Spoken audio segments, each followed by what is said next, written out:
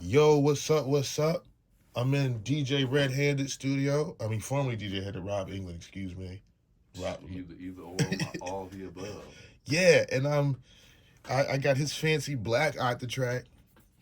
His fancy black out the track right here next to the Bitbox Micro, and I'm coming to you talking about the Bitbox Micro as promised. Right above this Bitbox is this beautiful. What's it called again? The Super Six. Udo Super Six, and I just sampled something into the Bitbox Micro via the Udo. And let's give it a listen. You're catching room audio because we got the most going on, and it's a room audio type of day. So here we go.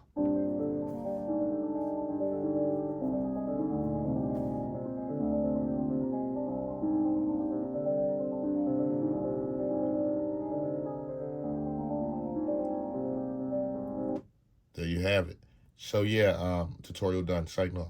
Okay, but what I recorded in was arpeggiated bit from the Udo, and you can see it right here. It's being triggered by the octatrack right there on my left hand side. I haven't figured out a way how to choke the pads yet, but I will. Best believe you me. If I pop over here, you see that there's a couple of different sample settings. So you got sample, clip, slicer, granular, new, multi, or just like to go to a new recording. So yeah, those are like the. See if I can get it focused a little bit better.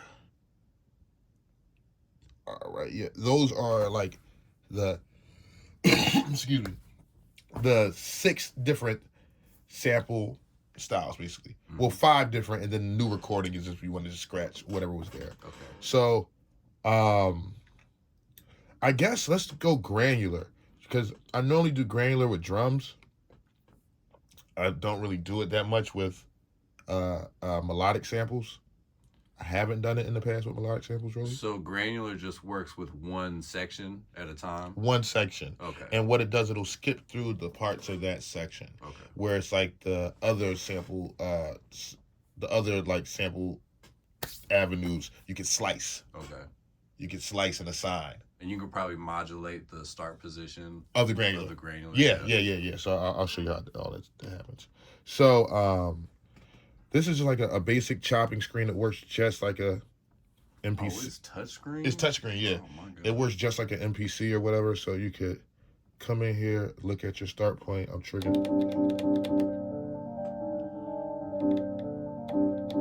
And I could just...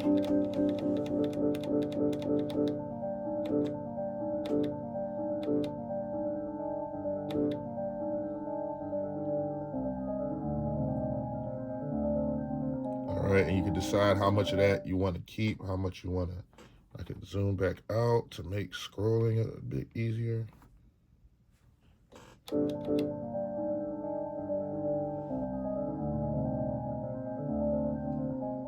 Yeah, and basically I just stopped it before it repeated and did the same thing.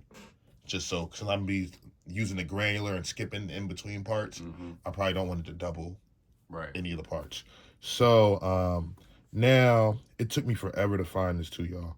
All right, hold up. All right, let me get back to the good old granular. All right, so I'm still in the granular mode. So now, this is another set of menus, right? In this set of menus, you get main, envelope, position as far as like sample position or start position, points, all that. You get LFO, you get granular, and you get configuration. All right, now, and this granular setting is only specific to this mode, this sample mode. And in every sample mode, they have other settings that are specific to that sample mode. So I can go in here and hit density. I'm just, as I go through these, I'll list them out and what I'm affecting, and you'll just hear what it's doing. I'm not the best at explaining this, so you guys can just hear what's going on. So the density... how much of the sample is going to play. But if I turn up the density, here start to oversample. So it's like a decay knob, but the further right you go, the decay introduces another level of the sample. Another level of the sample. Okay. Then I could go to grain size.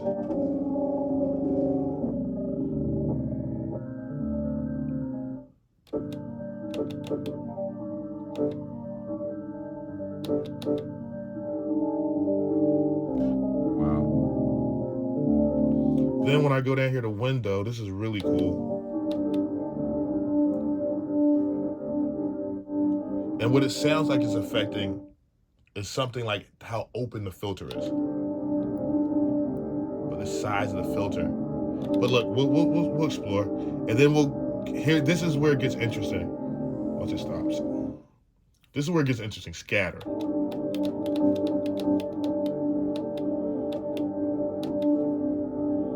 So I'll take that density back there.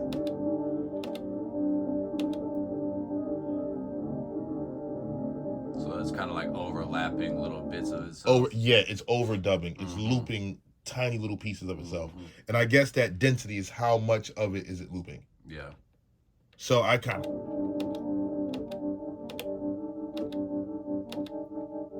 And the speed is all the way up. Let me take the speed down.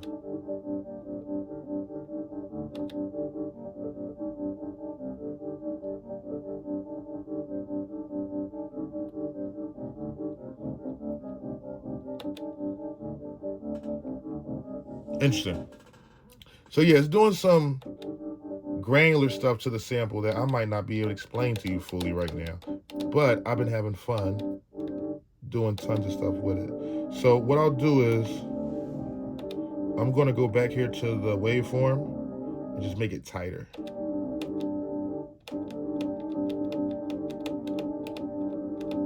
All right, you see how it's starting in the same point every time? I want it to start in a different point.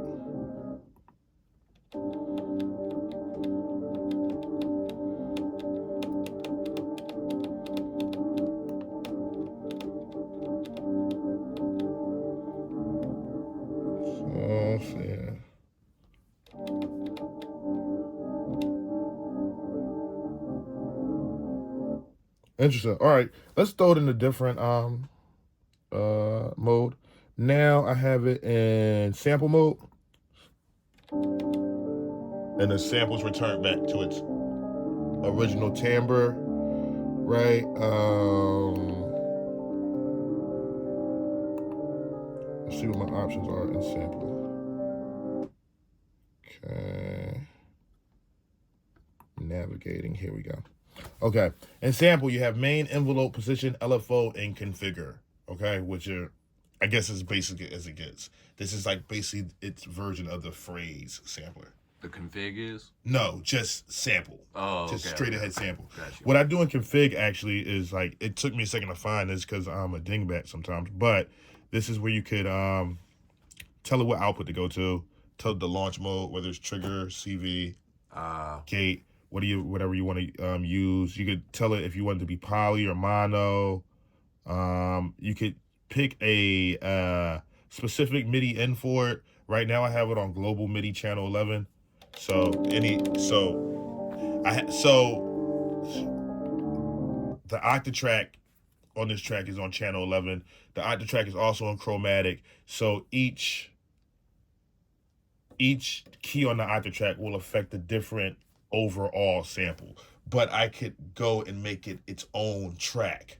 Right. As well with that to say specifically. Right, so you could use all 8 tracks on the octatrack without using a MIDI converter, right? You just go straight into there from the octatrack? Yeah. Like and assign each track to different MIDI ends? Yeah, so I have it on global. Right. Global MIDI channel 11 right now.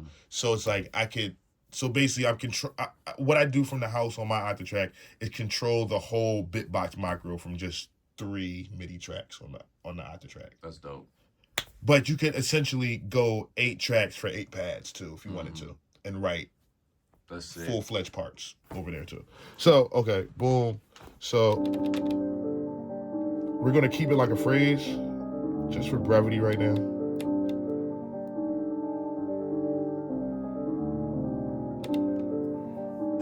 Okay, and what I'll do is I'll go ahead and lay down a trigger, the good old metronome. It'll give me 4 in, and I'll lay this down. 2, 3, 4.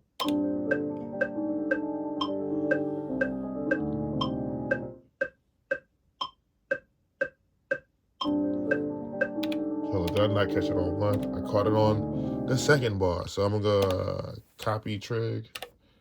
Go to the first bar, paste trig. All right. Cool. And I'm going to keep that metronome running because I want you guys to hear the tune and detune on it. Because those are things that people like to hear. Still kind of new to me, so watch me as I navigate. All right, so now I'm in main, and that's where I get your tune, detune, and all that.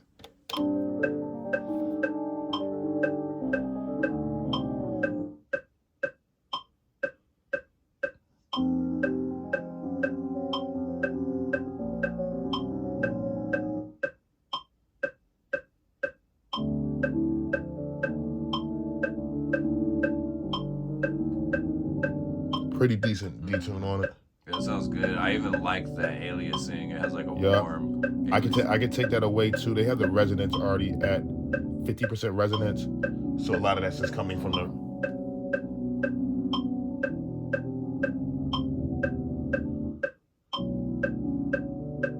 And that's -8 semitones. Let's go to -12 semitones.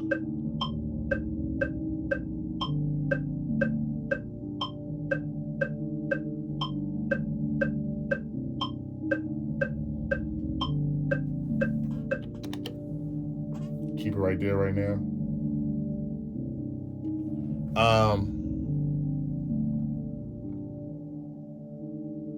Coming to the filter.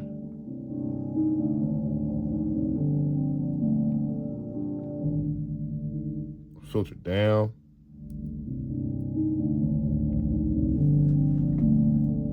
Doesn't sound bad at all. I'm comfortable with it. Turn the resonance up a little bit. Hit the aliasing with the resonance. This sounds cool though. I'm a fan. And that's at -12 semitones. So I have my Pamela's new workout sitting right here next to it. What's happening right now is that the Bitbox is being controlled by the octatrack. I'm going to just set up a kick drum on Pam's. I'm going to set a kick drum going to my Pico drum over here from Pam's and a snare just to keep time. And this will be a good opportunity for me to reroute this. So I'll go into configure as soon as I find it. Boom. And I'm going to tell this piano to come out of mono output 4.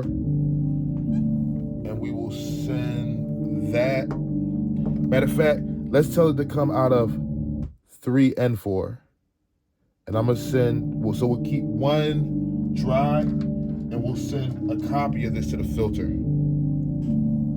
Right, Red? Yes, sir. So we can filter part of this. Okay. And then I go into the VSAT. I always forget this. Yeah, the VCAN. Yeah, right there, right? Top of the filter, money. Yep. Right, boom. And then I'm going to send some information to the envelope. Oh wait, is that audio you just sent to the filter? Oh, sorry, it's the one below that. That's right. Okay. All right. Good to have a DJ red-handed beside you to ask questions. All right, Bong. And then what else do I have to go on? And I need to come out of the. Yup. Need to come out of who? Yep, out of the envelope. Out of the envelope. Into that VCAN on the filter that you just unplugged. Other one. Up top. Okay, yeah. Yeah. Bong. And then we come out of here into my output. And then you'll hear sounds. Goddamn. All right, and all right, I already started. So once you hear, it just went mono, y'all. So once you hear that, it'll open back up. All right, and what else am I missing right now? Nothing. So this is going to go ahead and move in time. Pamela's new workout. Let's go ahead and stop real quick. Pamela's new workout is going to move in time because his octatrack is clocked to my Eurorack right now. So everything should be moving in time. And let's go.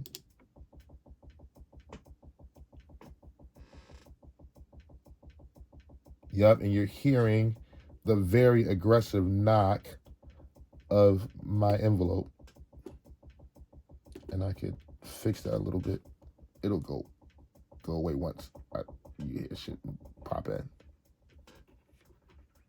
Here we go, y'all.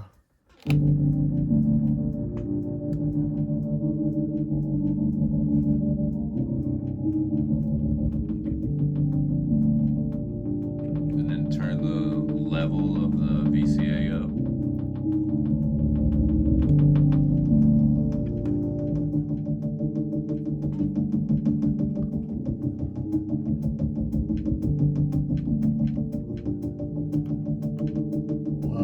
Now let me get this kick drum popping for y'all real quick, because I don't like the way things is happening right now.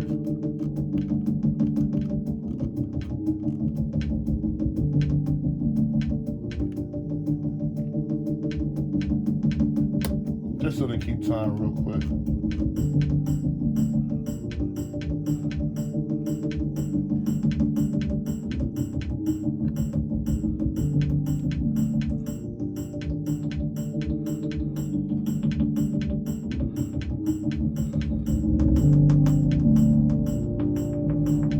Kind of cool, right?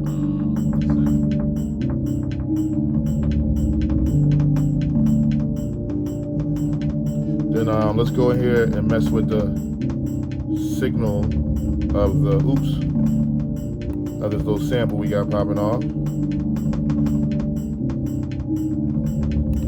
How do I get back to it? There we go. So we can go, let's mess with the envelope. So we go to envelope,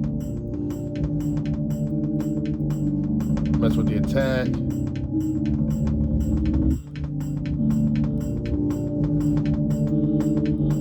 Bring the sustain down a little bit.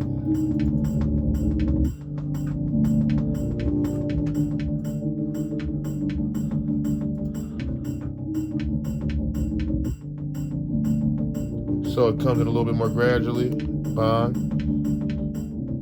I think we should go mess with the filter.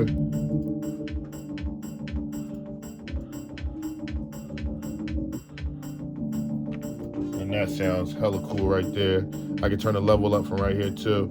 Also, have a cool little screen over here where you can get busy with all of your mutes and mixing. So you can just do it live right here on the spot. All your live loops and mutes and all that type of stuff from right there.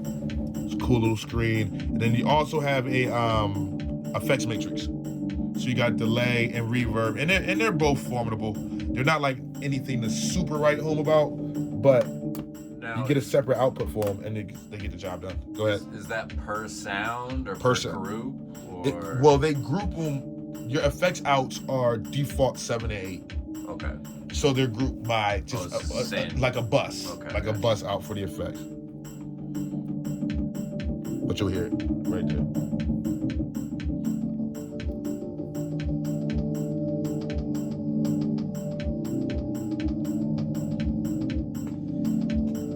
So yeah, I am a fan of the Bitbox Micro. Let's take a break.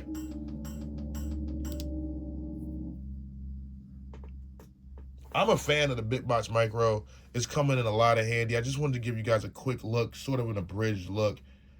I know that this isn't like the most impressive, but you know once you sit down with something, as long as you know the capabilities and the capacities, you can really dig in, sit down with something, and pull out some pretty cool and intriguing stuff. So yeah, this is Liam Lizzy alongside DJ Red Handed, and I just wanted to give you all guys a quick look at the Bitbox Micro, and I'm going to attach some stems that I came out of the Bitbox Micro with this, so you can hear how I modulate it down the chain of the modular stuff. All right, see how I affect it and tweak it and freak it, and you guys could tweak and freak that at your own leisure. All right, love y'all. Peace. Thanks for rocking with me. Outro.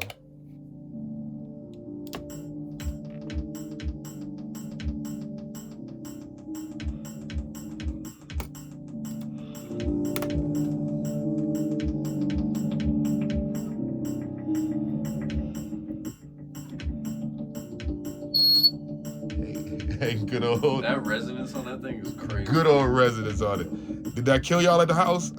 Peace.